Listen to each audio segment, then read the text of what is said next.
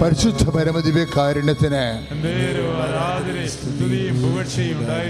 എൻ്റെ മക്കൾ ഓർക്കണേ, എന്തോ ഒരു ഈ 10 കൽപ്പന കേൾക്കുമ്പോൾ നിങ്ങളുടെ കണ്ണ് നിറയണം. എന്താ കാര്യം എന്നറിയാവോ? ആ 10 കൽപ്പന പാലിപ്പിച്ചുകൊണ്ട് ദൈവം നമ്മളെ നിർഗുണന്മാരാക്കാൻ വേണ്ടി ചെയ്തതല്ല. എന്തിനാണ്? ദൈവത്തിൻ്റെ സാന്നിധ്യം നിൻ്റെ ജീവിതത്തിൻ്റെ ജെറിക്കോ കോട്ട പൊടിക്കാൻ, നിന്റെ ജീവിതത്തിൻ്റെ കണ്ണീരിൻ്റെ ജോർദാൻ നദി വറ്റിക്കാൻ നിന്റെ ദൈവം നിന്റെ കൂടെ വരാനുള്ള ദൈവത്തിൻ്റെ ഗാഢമായ ആഗ്രഹമാണ് ദൈവത്തിൻ്റെ കൽപ്പനയായിട്ട് നമുക്ക് തന്നിരിക്കുന്നത്. കൈ അടിച്ചു കർത്താവ്.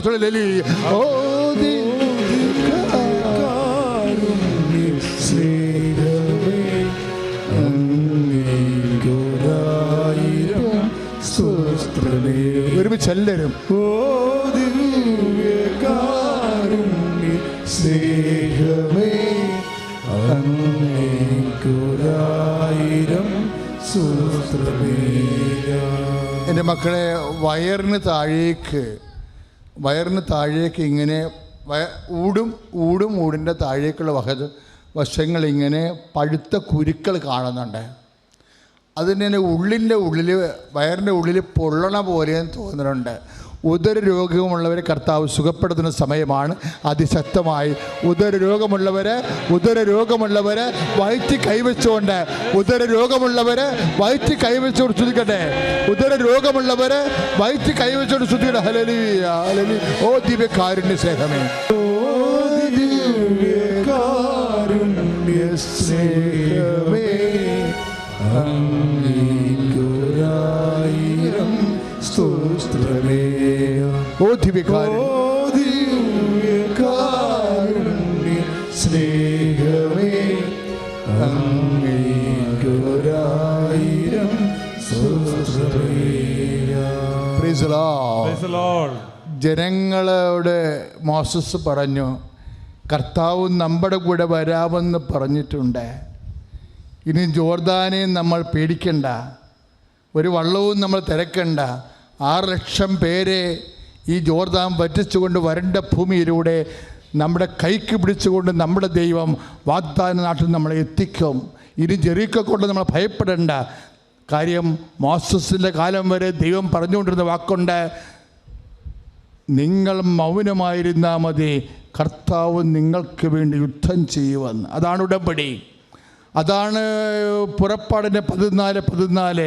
നിങ്ങൾ മൗനമായിരുന്നാൽ മതി, കർത്താവ് നിങ്ങൾക്ക് വേണ്ടി യുദ്ധം ചെയ്യും. ഒന്ന് പറഞ്ഞേ, നിങ്ങൾ മൗനമായിരുന്നാൽ മതി, കർത്താവ് നിങ്ങൾക്ക് വേണ്ടി യുദ്ധം ചെയ്യും. അത് തന്നെയാണ് ഫിലിപ്പിയർ FAC ലേഖനത്തിൽ 2:8 പറയുന്നത്. Not by merit but by grace. നിന്റെ കഴിവ് കൊണ്ടല്ല, എൻ്റെ കൃപ കൊണ്ടെന്ന് കൈ അടിച്ച് കർത്താവ്.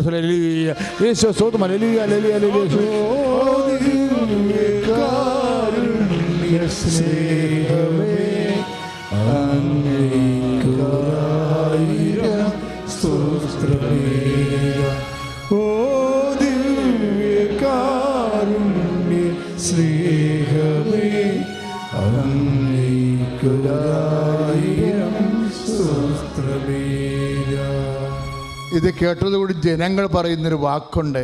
എന്താ പറഞ്ഞത്? കർത്താവ് ഞങ്ങളുടെ കൂടെ വരുമെന്ന് പറഞ്ഞപ്പോൾ, അങ്ങനെ വരാൻ വേണ്ടി നിൻ്റെ മാതാപിതാക്കന്മാരെ ബഹുമാനിക്കണമെന്ന് പറഞ്ഞപ്പോൾ, ഞാനാണ് നിൻ്റെ ദൈവം, മറ്റൊരു ദൈവം നിനക്ക് ഉണ്ടാവരുതെന്ന് പറഞ്ഞപ്പോൾ, ജനം കൈ ഉയർത്തി പറഞ്ഞൊരു വാക്കുണ്ട്. എന്താ പറഞ്ഞത്? കർത്താവ് പറഞ്ഞതുപോലെ ഞങ്ങൾ ചെയ്യും. കർത്താവ് പറഞ്ഞതുപോലെ ജോർദാൻ പൊടിക്കാൻ, ജോർദാൻ വറ്റിക്കാൻ, ജെറിക്കോ പൊടിക്കാൻ നമ്മുടെ ദൈവം നമ്മുടെ കൂടെ വരുമെന്നുണ്ടെങ്കിൽ ആ ദൈവത്തിനെ പങ്കുചേർക്കാൻ, ദൈവത്തിൻ്റെ പക്ഷം നിൽക്കാൻ ഞങ്ങൾ ചെയ്യും. എന്താണ്? കർത്താവ് പറഞ്ഞതെല്ലാം ഞങ്ങൾ നിറവേറ്റും. പ്രാർത്ഥിക്കുക. കർത്താവായ ദൈവമേ, ഉടമ്പടി ചെയ്തവരെ ഉടമ്പടി നിബന്ധനകള് നിറവേറ്റിക്കൊണ്ട് വിശുദ്ധി പാലിച്ച് എബ്രാഹത്തോട് ദൈവം പറഞ്ഞതുപോലെ ഉൽപ്പത്തി പുസ്തകത്തില് 17:1 ദൈവം സംസാരിച്ചതുപോലെ നീ എൻ്റെ മുമ്പാകെ വേപരിക്കുക, കുറ്റമറ്റ കുറ്റമറ്റവനായിരിക്കുക. കർത്താവേ, അങ്ങയുടെ മുമ്പിലെ കുറ്റമറ്റവളായി വേപരിക്കുവാൻ എന്നെ വിശുദ്ധീകരിക്കണമേ. വചനം പാലിക്കുവാൻ എന്നെ അഭിഷേകം ചെയ്യണമേ. സുദിന ഹല്ലേലൂയ.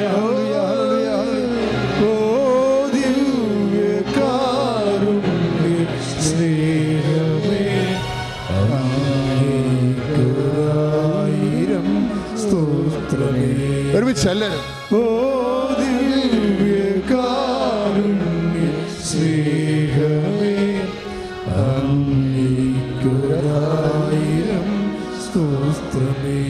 അപ്പോഴ് ആദ്യകാലം മുതൽ പറയണതാണ്, എന്താണ്? എൻ്റെ മുമ്പാകെ നടക്കുക, കുറ്റമറ്റവനായിരിക്കുക. അങ്ങനെ വന്നാൽ നിന്റെ വിശുദ്ധിയിലെ ഞാൻ നിൻ്റെ കൂടെ സഞ്ചരിക്കും. അങ്ങനെ സഞ്ചരിച്ച് ഇവിടം വരെ എത്തിയപ്പോൾ ദൈവം പറഞ്ഞു, ഇമ്മാനുവേൽ. ഇതും ഉടമ്പടി വാഗ്ദാനത്തിൻ്റെ ഭാഗമാണ്. വചനം മാംസമായത് എബ്രാഹത്തിന് നൽകിയ ഉടമ്പടി വാഗ്ദാനത്തിൻ്റെ ഭാഗമാണ്. നിനക്കും നിൻ്റെ സന്തതിക്ക് ഞാൻ അവകാശമായി നൽകുമെന്ന് പറയുമ്പോൾ സന്തതികൾക്കല്ല, യേശുക്രിസ്തുവിനെ ഉദ്ദേശിച്ചതെന്ന് ഗലാത്യർ 3:15-16 പറയണത് കർത്താവിനെ ഉദ്ദേശിച്ചാണ്. എല്ലാം ദൈവത്തിന് ഉടമ്പടിയാണ്. സ്വന്തം മകനെ ലോകത്തിന് നൽകണത് പോലും. ശ്രുതികട ഹല്ലേലൂയ. ഹല്ലേലൂയ, ഹല്ലേലൂയ, ഹല്ലേലൂയ, ഹല്ലേലൂയ. ഓ ദിവ്യകാരുണ്യ സ്നേഹമേ, അങ്ങേക്കൊരായിരം സ്തോത്രമേയം. ഓ ദിവ്യകാരുണ്യ സ്നേഹമേ, അങ്ങേക്കൊരായിരം സ്തോത്രമേയം. പുറപ്പാടിൻ്റെ 18-19-8 കർത്താവ് പറഞ്ഞതുപോലെ, കർത്താവിൻ്റെ വചനം പോലെ ഞങ്ങൾ ജീവിച്ചു കൊള്ളാം എന്ന് പറഞ്ഞതിൻ്റെ മരിയൻ വാക്കാണ് അവൻ പറഞ്ഞതുപോലെ ചെയ്യുക എന്നുള്ളത്. നമ്മൾ ഉടമ്പടിയിലെ അമ്മയുടെ അനുഗ്രഹത്തിൻ്റെ സൂത്രവാക്യങ്ങൾ ഉപയോഗിച്ചിരിക്കുന്നത്. നമുക്ക് ഉടമ്പടി തന്നപ്പോൾ അമ്മ അത് വ്യാഖ്യാനിച്ചു തന്നു. മകനെ, അവൻ പറഞ്ഞതുപോലെ ചെയ്യുക എന്ന് വെച്ചാൽ ഈശോ ഈ ഭൂമിയിൽ വന്നപ്പോൾ മനുഷ്യൻ രക്ഷ പ്രാപിക്കണമെങ്കിൽ, അനുദിന ജീവിതത്തിൽ നിന്ന് രക്ഷപ്പെടണമെന്നുണ്ടെങ്കിൽ, പ്രയാസങ്ങളിൽ നിന്ന് രക്ഷപ്പെടണമെന്നുണ്ടെങ്കിൽ ദൈവത്തിൻ്റെ വചനങ്ങൾ പാലിച്ചാൽ മതിയെന്ന് അവൻ നമ്മളോട് പറഞ്ഞതാണ്. ലോകം മുഴുവൻ പോവുക, എല്ലാ സൃഷ്ടികളോടും സുവിശേഷം പ്രസംഗിക്കുകയെന്ന്. അതിനുവേണ്ടിയാണ് നമ്മൾ പത്രം വാങ്ങിക്കണത്. അതുകൊണ്ടാണ് പ്രാർത്ഥിച്ച് ഓരോരുത്തരും കൊടുക്കണത്. അവൻ പറഞ്ഞതാണ്. എന്തിനാണ് പത്രം? നിങ്ങൾ സാക്ഷ്യം പറഞ്ഞതെല്ലാം സത്യത്തില്ലേ? ഞങ്ങൾക്കൊരു പത്രം കിട്ടി, അങ്ങനെയാണ് ഞങ്ങൾ വന്നതെന്ന്. അതിൻ്റെ അർത്ഥം എന്താ? സുവിശേഷം പ്രചരിക്കപ്പെട്ടു എന്നല്ലേ എൻ്റെ അർത്ഥം. അറിയാത്തവർ അറിഞ്ഞല്ലേ അർത്ഥം, അറിഞ്ഞവർ ആഴപ്പെട്ടെന്നല്ലേ അർത്ഥം. വലിയ സുവിശേഷ വേലയാണ് കേരളം മുഴുവൻ നടക്കുന്നത്, ലോകം മുഴുവൻ നടക്കുന്നത്. അവൻ പറഞ്ഞതാണ് അനുദപിക്കുക, സുവിശേഷത്തെ വിശ്വസിക്കുക എന്ന്. അതുകൊണ്ടാണ് നമ്മൾ 3 പാപങ്ങൾ വെറുത്തുപേക്ഷിക്കുന്നത്. ഉടമ്പടിയും നമ്മൾ 3 പാപങ്ങൾ 3 മാസം കൊണ്ട് വെറുത്തുപേക്ഷിക്കത്തില്ലേ? എന്താ കാര്യം? മർക്കോസിൻ്റെ 1:15 അവൻ പറഞ്ഞതാണ്. എന്താണ്? അനുദപിക്കുക, സുവിശേഷത്തെ വിശ്വസിക്കുക എന്നാണ്. വിശുദ്ധിയാണത്. അത് എൻ്റെ മുമ്പാകെ നടക്കുക, കുറ്റമറ്റവനായിരിക്കുക എന്നുള്ള ഉൽപ്പത്തി പുസ്തകത്തിൻ്റെ 17:1 മർക്കോസിൻ്റെ 1:15 എന്താണ്? അനുദപിക്കുക, സുവിശേഷത്തെ വിശ്വസിക്കുക എന്ന്. അതെല്ലാം ഉടമ്പടിയുടെ നിബന്ധനകളാണ്. വളരെ കൃത്യമായിട്ട് കണക്ക് കൂട്ടി അമ്മ തന്നിരിക്കുന്ന രക്ഷപ്പെടാനുള്ള സൂത്രവാക്യമാണ് ഉടമ്പടി. അതുകൊണ്ട് എൻ്റെ മക്കൾ നിബന്ധനകൾ പാലിക്കുമ്പോൾ ഓർക്കണം. ഞാൻ ഈ ദിവസങ്ങളിൽ കർത്താവിൻ്റെ വചനം ഇങ്ങനെ വായിച്ചുകൊണ്ടിരുന്ന സമയത്ത് കഴിഞ്ഞ ഞായറാഴ്ച ലത്തീൻ പള്ളികളിലെല്ലാം വായിച്ച ഒരു സുവിശേഷമുണ്ട്. പത്രോസ് കർത്താവിൻ്റെ അനുഗ്രഹത്തോടെ മീനില്ലാത്ത കടലിൽ നിന്ന് മീൻ പിടിക്കണ സുവിശേഷമാണ്. മീനില്ലാത്ത കടലാണ്, മീനുള്ള കടലിൽ നിന്നല്ല മീൻ പിടിച്ചിരിക്കണത്. എപ്പോഴും നിങ്ങൾ മനസ്സിലാക്കണം. ചില ആൾക്കാർ എന്നോട് ചോദിക്കും, അച്ഛാ 2 കോടി കടമുണ്ട് അച്ഛാ എന്ന് പറഞ്ഞ് കണ്ണുനീരോടെ നിൽക്കും. അപ്പോൾ ഞാൻ തിരിച്ചൊരു ചോദ്യം ചോദിക്കും, അത് രക്ഷപ്പെടാൻ വേണ്ടി മാനുഷികമായ വല്ല വഴിയുണ്ടോ എന്ന്. അപ്പോൾ അവരെന്നോട് തിരിച്ചു പറയും, അച്ഛാ ഒരു വഴിയുമില്ല, കിട്ടാനുള്ള സ്ഥലത്തു നിന്നെല്ലാം വാങ്ങിച്ച് കുഴിക്കാനുള്ളെല്ലാം കുഴിച്ച് വെച്ചിരിക്കുകയാണ്, ഇനി ഒരിടത്തും കുഴിക്കാൻ ഇല്ല, സ്ഥലമില്ല, കിട്ടാനില്ല, വാങ്ങിക്കാൻ ഒരു വഴിയുമില്ല എന്ന് പറയുമ്പോൾ ഞാൻ ചിരിക്കും. സന്തോഷത്തോടെയാണ് ചിരിക്കുന്നത്. എന്താ കാര്യം എന്നറിയാവോ? നമ്മളെ ബുദ്ധിക്കും ശക്തിക്കും ശേഷിക്കും ശേഷിക്കുമൊക്കെ ഒരു വഴി കാണുന്നില്ലെങ്കിൽ അതിനർത്ഥം എന്താണ്? യോഹന്നാൻ 14:6 അവൻ പറഞ്ഞിട്ടുണ്ട്, നിനക്ക് വഴിമുട്ടുമെന്ന്. നിനക്ക് വഴിമുട്ടുമ്പോൾ ഞാനാണ് വഴിയെന്ന്. എൻ്റെ ദൈവത്തില് നിൻ്റെ മുമ്പിലൊരു വഴിയില്ലെന്നുണ്ടെങ്കിൽ അതിൻ്റെ അർത്ഥം എന്താണ്? അത് വഴിയേ ഇല്ലെന്നല്ല, കർത്താവാണ് എൻ്റെ വഴിയെന്നാണ്. കൈ അടിച്ച് കർത്താവ്.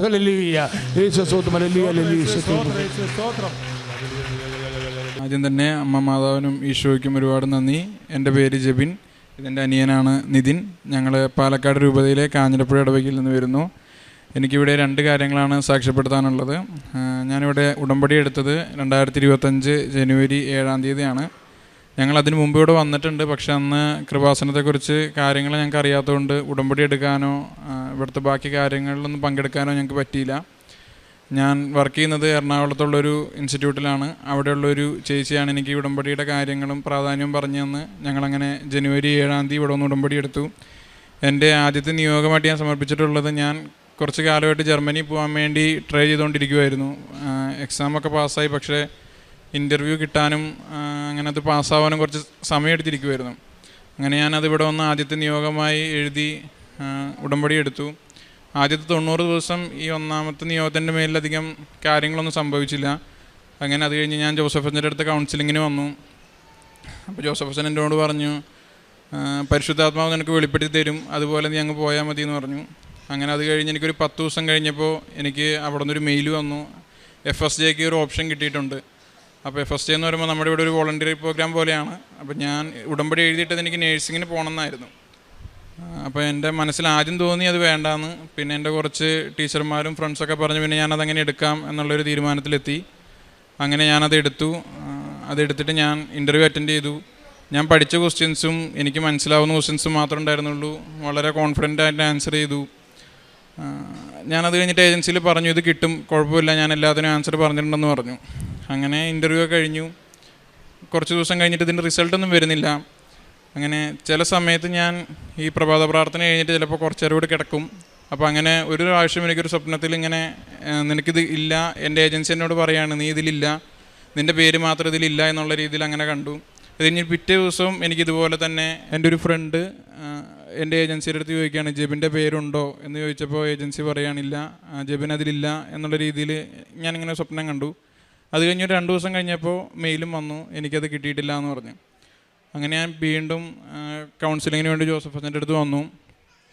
അപ്പോൾ ജോസഫ് അച്ഛൻ ചോദിച്ചു, എന്താ ഇനി പരിപാടി എന്താണെന്ന് ചോദിച്ചപ്പോൾ ഞാൻ പറഞ്ഞു, വെച്ചാൽ ഏജൻസി മാറണമെങ്കിൽ ഞാൻ മാറാം, ഞാൻ എല്ലാത്തിനും ആൻസർ പറഞ്ഞായിരുന്നു, കിട്ടാത്തതുകൊണ്ടാണെന്ന് പറഞ്ഞപ്പോൾ അച്ഛൻ ഷെയ്ക്കാൻഡ് തരണമല്ലോ എൻ്റെ കയ്യിൽ പിടിച്ചു. എന്നിട്ട് എൻ്റെ അടുത്ത് പറഞ്ഞു, നീ ഏതിലൊരു സംഖ്യ മനസ്സിൽ വിചാരിക്ക്, പുറത്ത് പറയണ്ട എന്ന് പറഞ്ഞു. അങ്ങനെ ഞാനൊരു സംഖ്യ വിചാരിച്ചു, ഞാൻ 6 വിചാരിച്ചത്. എന്നിട്ട് അച്ഛൻ എന്നോട് പറഞ്ഞു 5 or 9 അങ്ങനെ ഇതിലേതെങ്കിലും ആണോ എന്ന് ചോദിച്ചു. അപ്പോൾ ഞാൻ പറഞ്ഞു അല്ല, 6. അപ്പോൾ അച്ഛൻ പറഞ്ഞു, മാറണ്ട, ഈ ഏജൻസി വഴി നിനക്ക് റെഡി ആയിക്കോളും എന്ന് പറഞ്ഞു. അങ്ങനെ നമ്മളോട് അച്ഛനെ കാണാൻ വരുമ്പോൾ അവിടുന്ന് മാനേജറിന് ഇന്നൊരു സ്ലിപ്പ് തരും. ആ സ്ലിപ്പ് എനിക്ക് അച്ഛൻ തിരിച്ചു തന്നു. എന്നിട്ട് പറഞ്ഞു, 1 മാസത്തിനുള്ളിൽ നിനക്ക് എന്തെങ്കിലും ഇൻ്റർവ്യൂ എന്തെങ്കിലും വന്നാൽ നീ എന്നെ വന്ന് കാണണം, ഇനി വന്നില്ലെങ്കിൽ 1 മാസം കഴിഞ്ഞ് നീ എന്നെ വന്ന് കാണണം, ഈ പേപ്പർ അവിടെ കാണിച്ചാൽ മതി, ഇവിടെ കയറ്റി വിട്ടോളും, ഞാൻ നിനക്ക് വേണ്ടി ഇവിടുന്ന് ഒരു മെസ്സേജ് എടുത്തു തരാം എന്ന് പറഞ്ഞു. അങ്ങനെ 1 മാസം കഴിഞ്ഞു, അനക്കങ്ങളൊന്നും വന്നില്ല. ഞാൻ ഇൻസ്റ്റിറ്റ്യൂട്ടിൽ നിന്ന് ഒരു ദിവസം ലീവ് എടുത്ത് ഞാനിവിടെ അച്ഛനെ കാണാൻ വേണ്ടി വന്നു. അപ്പോൾ അച്ഛനിവിടെ ഇല്ല, അച്ഛനൊരു വിദേശ ധ്യാനത്തിലായിരുന്നു. ഞാനിവിടെ വന്നു, മാതാവിൻ്റെ മുന്നിൽ ഒരു കൊന്തയൊക്കെ ചൊല്ലി കാര്യങ്ങളൊക്കെ പറഞ്ഞു പോയി. അത് കഴിഞ്ഞ് എൻ്റെ അടുത്ത് ഇവിടെ നിന്ന് പറഞ്ഞായിരുന്നു, ഒരു 20 ദിവസം കഴിഞ്ഞിട്ടേ അച്ഛൻ വരുള്ളൂ എന്ന് പറഞ്ഞായിരുന്നു. അങ്ങനെ ഞാൻ വേറൊരു ഏജൻസിയുടെ കാര്യങ്ങളൊക്കെ നോക്കി അച്ഛനോട് ഇതിലേക്ക് ചേർന്നാൽ മതിയോ എന്ന് ചോദിക്കാൻ വേണ്ടി പിറ്റേ ദിവസം വരാൻ വേണ്ടി ഇരിക്കുക. അപ്പോൾ ഇന്ന് എനിക്ക് വീണ്ടും മെയിൽ വന്നു, നിനക്ക് വേറൊരു ഇൻ്റർവ്യൂ ഡേറ്റും കൂടി ശരിയായിട്ടുണ്ട്, അപ്പോൾ അതിന് നിനക്ക് ഓഗസ്റ്റ് 14 ഇൻ്റർവ്യൂ ഉണ്ടെന്ന് പറഞ്ഞു. അങ്ങനെ ഞാൻ അച്ഛനെ വന്ന് കാണണം എന്നാണല്ലോ പറഞ്ഞു, പക്ഷെ അച്ഛനിവിടെ ഇല്ല. അങ്ങനെ വീട്ടിലേക്കൊക്കെ വിളിച്ചു പറഞ്ഞു. അപ്പോൾ അമ്മയും എൻ്റെ ആൻറ്റിയും എല്ലാവരും കൃപാസനത്തിലോട്ട് കുറേ നേരമായിട്ട് വിളിച്ചുകൊണ്ടിരിക്കുവാണ് അച്ഛനോട് ഉണ്ടോ എന്നറിയാൻ വേണ്ടിയിട്ട്. എനിക്കെന്തോ പെട്ടെന്നൊരു തോന്നൽ തോന്നി. ഞാൻ ഫോണെടുത്ത് കൃപാസനത്തിലോട്ട് വിളിച്ചു. ഒറ്റ റിങ്ങിൽ കോൾ എടുത്തു. ഒരു ഫീമെയിൽ സൗണ്ടായിരുന്നു. കോൾ എടുത്തിട്ട് ചോദിച്ചു എന്താ കാര്യം. ഞാൻ പറഞ്ഞു ഇങ്ങനെ എനിക്കൊരു ഇൻ്റർവ്യൂ ഉണ്ട് എന്ന് പറഞ്ഞു. എൻ്റെ കുറച്ച് കാര്യങ്ങളൊക്കെ ചോദിച്ചതിന് ശേഷം എൻ്റെ അടുത്ത് പറഞ്ഞു ഇത് കിട്ടുന്നതാണ് മാതാവ് പറയണേന്ന് പറഞ്ഞു. അങ്ങനെ ഇപ്പോൾ ഞാൻ പറഞ്ഞു എനിക്ക് അച്ഛനെയും കൂടി ഒന്ന് കണ്ടാൽ കൊള്ളാമെന്നുണ്ടെന്ന് പറഞ്ഞപ്പോൾ പറഞ്ഞു നീ പോന്നോ, അച്ഛൻ ഇവിടെ വന്നിട്ടുണ്ട്, നീ അതിൻ്റെ ഡോക്യുമെൻറ്റ്സ് ഒക്കെ എടുത്ത് പോന്നു എന്ന് പറഞ്ഞു. അങ്ങനെ ഞാൻ വന്നു, അച്ഛനെ കണ്ടു, അച്ഛൻ ബ്ലസ് ചെയ്ത് പ്രാർത്ഥിച്ചു. ഓഗസ്റ്റ് 14 ഇൻ്റർവ്യൂ ആയിരുന്നു.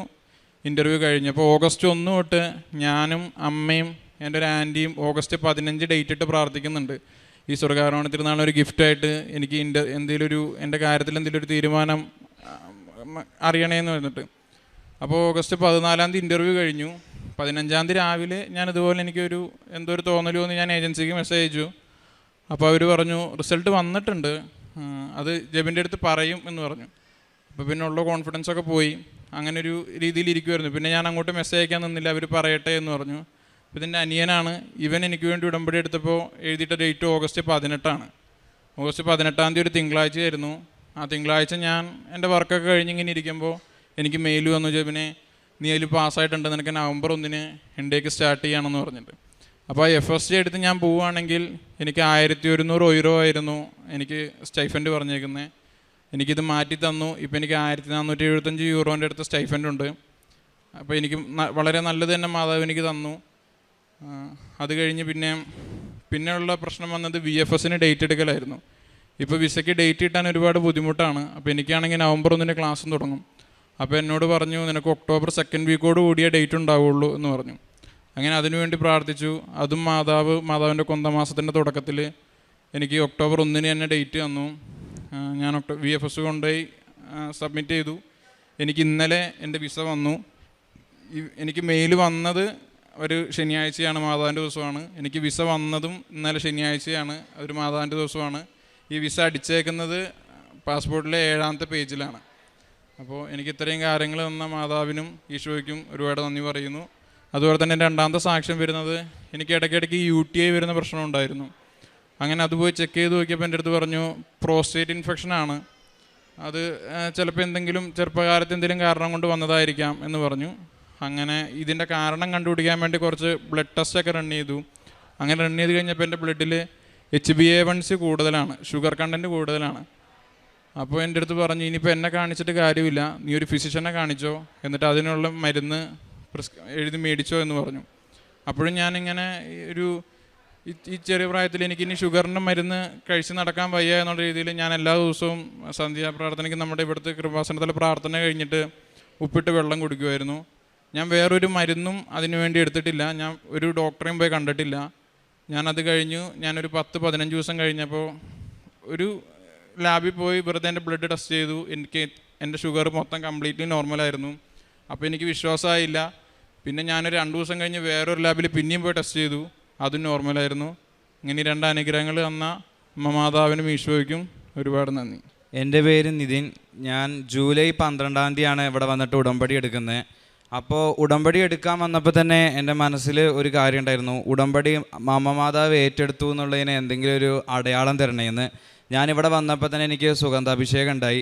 അപ്പോൾ തന്നെ എനിക്ക് മനസ്സിലായി മാതാവിനെ ഇവിടെ എത്തിച്ചാണെന്നുള്ള കാര്യം മനസ്സിലായി.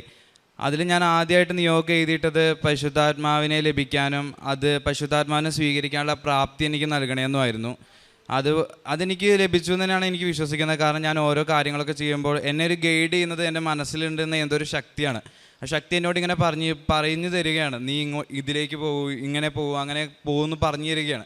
അപ്പോൾ എനിക്ക് മനസ്സിലായി പരിശുദ്ധാത്മാവ് എൻ്റെ ഉള്ളിൽ വന്നു എന്നുള്ള കാര്യം മനസ്സിലായി. പിന്നെ 2ാമത്തെ നിയോഗമായിട്ട് എഴുതിയെടുത്തത് ഞാൻ അഡ്മിഷന് വേണ്ടിയിട്ടാണ്. ഞാനിപ്പോൾ jubilee mission college of nursing തൃശ്ശൂരിൽ BSc നഴ്സിംഗ് വിദ്യാർത്ഥിയാണ്. ഫസ്റ്റ് അലോട്ട്മെൻറ്റൊക്കെ വന്ന സമയത്ത് എനിക്ക് അലോട്ട്മെൻ്റ് ഒന്നും എവിടെയും കിട്ടിയിട്ടുണ്ടായിരുന്നില്ല. കേരളത്തിൻ്റെ പുറത്ത് ഫുള്ള് ഏകദേശം ഫില്ലാവുകയും ചെയ്തു. അപ്പോൾ ആകപ്പാടെ ഭയങ്കര പ്രശ്നമായിട്ടിരിക്കുന്ന സമയത്തായിരുന്നു ഇവിടെ വന്ന് ഉടമ്പടി എടുത്തത്. ഇവിടെ ഉടമ്പടി എടുത്തത് ജൂലൈ 12 സെപ്റ്റംബർ 12 ആയപ്പോഴേക്കും എനിക്കൊരു നോട്ടിഫിക്കേഷൻ വന്നു, എനിക്ക് ജൂബിലി മിഷൻ നഴ്സിംഗ് കോളേജിൽ അഡ്മിഷൻ കിട്ടിയെന്ന്. പിന്നെ എൻ്റെ ഒരു വിഷമം എന്തായിരുന്നു എന്ന് വെച്ച് കഴിഞ്ഞാൽ എനിക്കിനിപ്പോൾ അവിടെ ഹോസ്റ്റലിൽ പോയി കഴിഞ്ഞ് കഴിഞ്ഞാൽ ഉടമ്പടി കൃത്യമായിട്ട് ചെയ്യാൻ പറ്റുമോ എന്നുള്ളൊരു പേടിയുണ്ടായിരുന്നു. എന്നിട്ട് ഞാൻ അതിനുവേണ്ടി പ്രാർത്ഥിച്ചു, മാതാവ് എനിക്ക് എവിടെ കിട്ടിയാലും കുഴപ്പമില്ല, എനിക്ക് ഈശോയും മാതാവുമാണ് പ്രധാനം. അപ്പോൾ ആ രീതിയിലുള്ള എനിക്ക് ഉടമ്പടിയൊക്കെ പ്രധാനമായിട്ടും ചെയ്യാൻ പറ്റുന്ന ഒരു സ്ഥലത്ത് കൊണ്ട് എത്തിക്കണമെന്നുണ്ടായിരുന്നു. എനിക്ക് കിട്ടിയ ഹോസ്റ്റൽ എന്ന് പറഞ്ഞു കഴിഞ്ഞാൽ ഈ വയസ്സായ ആൾക്കാരൊക്കെ താമസിക്കുന്ന ഒരു അനാഥ മന്ദിരമാണ്. അപ്പോൾ എനിക്ക് കാരുണ്യപ്രവൃത്തി ചെയ്യാൻ വേണ്ടി എവിടേക്കും പോകേണ്ട കാര്യമില്ല. പിന്നെ തൊട്ടടുത്ത് തന്നെ പള്ളിയുണ്ട്. പിന്നെ ഞാൻ പഠിക്കണ കോളേജിൽ തന്നെയാണെങ്കിൽ എല്ലാ മാസാദ്യ വെള്ളിയാഴ്ചയും കുർബാനയും കുമ്പസാരവും ഉണ്ട്. അപ്പോൾ ഉടമ്പടിയുടെ എല്ലാ കാര്യങ്ങളും അതോടെ ചെയ്തുകൊണ്ട് ഞാൻ ഇഷ്ടപ്പെട്ട കോളേജിൽ തന്നെ എനിക്ക് കിട്ടുകയും ചെയ്തു. അതുപോലെ തന്നെ ആഗ്രഹിച്ച പോലെ ഉടമ്പടി പൂർണ്ണമായിട്ട് പൂർത്തിയാക്കാനും പറ്റി. പിന്നെ മൂന്നാമത്തെ നിയോഗമായിട്ട് വെച്ചത് ഞാൻ എൻ്റെ ചേട്ടൻ്റെ ജർമ്മനി പോക്കിൽ വേണ്ടിയിട്ടാണ്. ഇവിടെ വന്നപ്പോൾ നിയോഗം വെക്കണം എന്നുണ്ടായിരുന്നു, പക്ഷേ ഏത് ഡേറ്റ് വെക്കണമെന്ന് കറക്റ്റായിട്ട് തീരുമാനിച്ചിട്ടുണ്ടായിരുന്നില്ല. ഇവിടെ വന്നപ്പോൾ എൻ്റെ മനസ്സിലിങ്ങനെ തോന്നി ഓഗസ്റ്റ് 18 എന്ന് എഴുതുമെന്ന്. ഓഗസ്റ്റ് 18 ഞാൻ എഴുതി. സംഭവം ഞാൻ ആ ഡേറ്റിനെ കുറിച്ച് മറന്നു പോയിട്ടുണ്ടായിരുന്നു. പക്ഷേ ഓഗസ്റ്റ് 18 എന്നെ വിളിച്ച് പറഞ്ഞു ഇങ്ങനെ എനിക്ക് ഇൻ്റർവ്യൂ പാസ്സായി. അതുവരെ ഇൻ്റർവ്യൂസ് പാസ്സായിട്ടൊന്നും ഉണ്ടായിരുന്നില്ല. ഇൻ്റർവ്യൂ പാസ്സായി, കോൺടാക്ട് ലെറ്റർ പെട്ടെന്ന് വന്നു എന്ന് പറഞ്ഞു.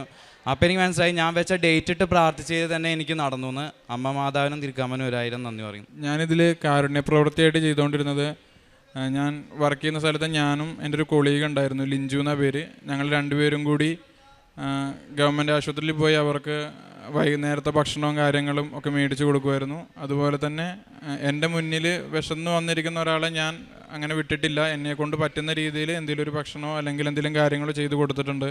അതുപോലെ തന്നെ ഓൺലൈൻ ചാരിറ്റികളും ചെയ്തു കൊടുക്കുന്നുണ്ടായിരുന്നു. അങ്ങനെ ഫോണിലോ അങ്ങനെ കാര്യങ്ങളിൽ എവിടെയെങ്കിലും ആർക്കെങ്കിലും ഒരു സഹായം വേണമെന്ന് പറഞ്ഞാൽ എൻ്റെ സാലറിയിൽ നിന്ന് എന്നെക്കൊണ്ട് പറ്റുന്ന ഒരു സംഖ്യ ഞാൻ അവർക്ക് അയച്ചു കൊടുത്തിട്ടുണ്ട്. പ്രേക്ഷിത പ്രവർത്തനമായിട്ട് എല്ലാ മാസവും ഇവിടെ വന്ന് പത്രം മേടിക്കുമായിരുന്നു. ആ പത്രം ഞങ്ങളുടെ കോളേജിൻ്റെ അവിടെയുള്ള ക്രൈസ്തവർക്കും എല്ലാവർക്കും ഞങ്ങൾ പോയി കൃപാസനത്തിലെ കാര്യങ്ങളൊക്കെ പറഞ്ഞ് മാതാവിൻ്റെ ഇവിടുത്തെ പ്രത്യക്ഷപ്പെട്ടതും എല്ലാ കാര്യങ്ങളും പറഞ്ഞ് തന്നെ അവർക്ക് കൊടുക്കാൻ പറ്റി. ഇത് രണ്ടുമാണ് ഞാൻ കാരുണ്യ പ്രവൃത്തിയും പ്രേക്ഷിത പ്രവർത്തനമായിട്ട് ചെയ്തത്. ഇത്രയും കാര്യങ്ങൾ എനിക്കും എൻ്റെ കുടുംബത്തിനും ചെയ്തു തന്ന ഈശോയ്ക്കും അമ്മ മാതാവിനും ഒരുപാട് നന്ദി. എൻ്റെ പേര് കുഞ്ഞുമോൻ. ഞാൻ കൊല്ലം ജില്ലയിൽ പാവുമ്പായിലാണ്, മാവേലിക്കര രൂപതയിലാണ് എൻ്റെ ഇടവക, പാവുമ്പായ ഇടവക. 23/2/2023 ഞാൻ കൃപാസനത്തിൽ വന്ന് ഉടമ്പടി എടുത്ത് ഉടമ്പടിയിലിരിക്കെ 3 കൂട്ടം കാര്യങ്ങൾ എനിക്ക് സാധിച്ചു കിട്ടി. 1 വർഷമായിട്ട് എനിക്ക് ജോലി ഇല്ലാതിരിക്കുകയായിരുന്നു. ഞാൻ ഉടമ്പടിയിൽ വെച്ച് ഒരു ജോലിക്ക് വേണ്ടി 2 മാസം കഴിഞ്ഞപ്പോൾ ഒരു ബിസിനസ് ചെയ്യുവാൻ സാധിച്ചു. ഒരു ചെറിയ ബിസിനസ് ചെയ്യാൻ സാധിച്ചു. ആ ബിസിനസ് ഇന്നും കണ്ടിന്യൂ ആയിട്ട് നല്ലതായിട്ട് നടന്നുകൊണ്ട് പോകുന്നു. അതിൻ്റെ ഫലമായിട്ട് ഉപ്പും തേനും ഉടമ്പടി വസ്തുക്കളായ യൂട്യൂബ് ആരാധനയിൽ കൂടുകയും ചെയ്തതിൻ്റെ ഫലമായിട്ടാണ്. രണ്ടാമതായിട്ട് 10 വർഷമായി എനിക്ക് ഡ്രൈവിംഗ് ലൈസൻസ് ഉണ്ടായിരുന്നു. വണ്ടി ഓടിക്കാൻ ഭയങ്കര ഭയമായിരുന്നു. ഇപ്പം ഞാൻ വണ്ടി ഓടിച്ച് ഉടമ്പടി റാലിക്ക് വരികയും അതിൽ സംബന്ധിക്കുകയും ചെയ്യും. ഞാൻ ഒറ്റയ്ക്ക് വണ്ടി ഓടിച്ചപ്പോൾ എല്ലായിടം പോവുകയും വരികയെല്ലാം ചെയ്യും. നല്ല ധൈര്യം കിട്ടി. ഉടമ്പടി വസ്തുക്കളായ ഉപ്പും തേനും തൈലവും ഉപയോഗിച്ചതിൻ്റെ ഫലമായി പ്രാർത്ഥിക്കുകയും ചെയ്യും. യൂട്യൂബ് ആരാധനയിൽ കൂടുകയും ചെയ്യുമായിരുന്നു. മൂന്നാമതായിട്ട് ഞാൻ പള്ളിയിൽ ശുശ്രൂഷയ്ക്കൊന്നും പോകാറൊന്നുമില്ലായിരുന്നു. പള്ളിയിൽ മതുവായി ശുശ്രൂഷയ്ക്ക് കയറണമെന്നും പറഞ്ഞ് അച്ഛൻ വളരെ അധികമായിട്ട് ആളില്ലാത്തതുകൊണ്ട് ഇതിൽ വഴക്കുണ്ടാക്കി എടുക്കുകയൊക്കെ ചെയ്യുമായിരുന്നു. എനിക്ക് ഭയങ്കര ഭയവും ഒരു ജഡീകമായ ആഗ്രഹത്തിയൊക്കെ ദൈവികമായ ഒരു കൃപയില്ലായിരുന്നു. ഒരു സുപ്രഭാതത്തിൽ ഇതൊക്കെ പള്ളി ശുശ്രൂഷ ചെയ്തുകൊണ്ടിരുന്ന 2 പേരും മുടങ്ങിപ്പോയി. പിന്നെ മതുവായിക്കകത്ത് നിൽക്കാൻ ആരുമില്ലായിരുന്നു. അച്ഛൻ എന്നെ പിടിച്ചുകൊണ്ടുപോയി മതുവായി നിർത്തി. ഇപ്പം ഞാൻ നല്ലൊരു ശുശ്രൂഷനായിട്ട് ഇടവകയിൽ ജോലി ചെയ്യുന്നു. പള്ളിയിൽ പ്രാർത്ഥനയിലും എല്ലാം നല്ലതായിട്ട് മുമ്പോട്ട് പോകുന്നു. മൂന്നാമത്തെ എൻ്റെ ഒരു കട 5 വർഷമായിട്ട് ബന്ധായി കിടന്നതായിരുന്നു. എല്ലാവരും വന്ന് വാടകയ്ക്ക് എടുക്കും, വാടകക്കാരെല്ലാം പോവും, അല്ലെങ്കിൽ വാടക സമയത്ത് തരാതിരിക്കും.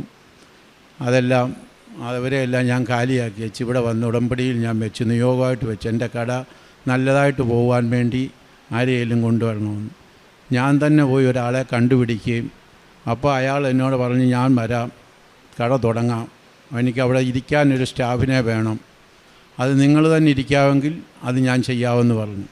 അങ്ങനെ അയാൾ ഒരു ഇലക്ട്രിക് സ്കൂട്ടറിൻ്റെ കട അവിടെ ആരംഭിച്ച് അത് നല്ലതായിട്ട് പോകുന്നുണ്ട്.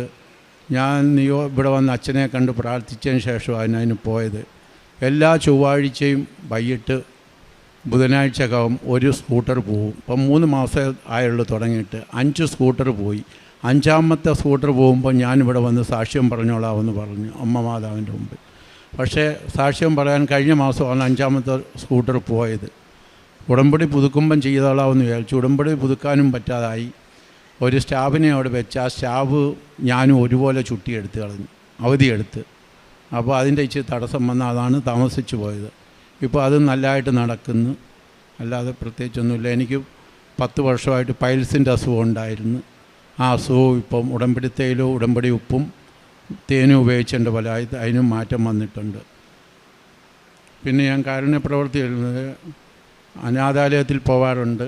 അവരെ ഈ 3 വർഷത്തിനിടെ 2 വട്ടം പോയി കുളിപ്പിക്കുകയും അവർക്ക് വേണ്ട സംഭവങ്ങളെല്ലാം ചെയ്തു കൊടുക്കാറുണ്ട്. എല്ലാ മാസവും അവരെ പോയി കാണും, ആഹാരത്തിന് എന്തെങ്കിലും പൈസ കൊടുക്കും.